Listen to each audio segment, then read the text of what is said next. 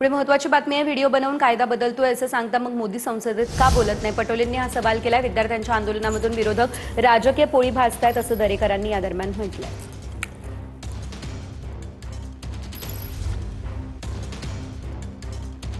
रात्री 12 वाजता उपोषण सोडत असताना रात्री प्रधानमंत्री त्या ठिकाणी सोशल मीडियाच्या माध्यमातून सांगतात की आम्ही कायदा बदलवला निघतोय. का लोकसभेत काय बोलता आलं नाही त्यांना?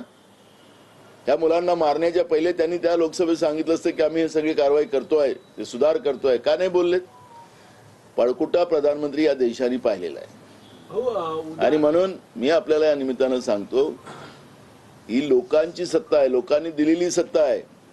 पण भाजप बेईमानीनं मशीन मधून निवडून येऊन निवडणूक आयोगाच्या आशीर्वाद निवडून येऊन ज्या पद्धतीनं त्यांनी माज आणलेला आहे आणि या माजाला आता प्रधानमंत्र्याच्या या फेकूगिरीला कोणी ऐकणार नाही अशी परिस्थिती आज आहे.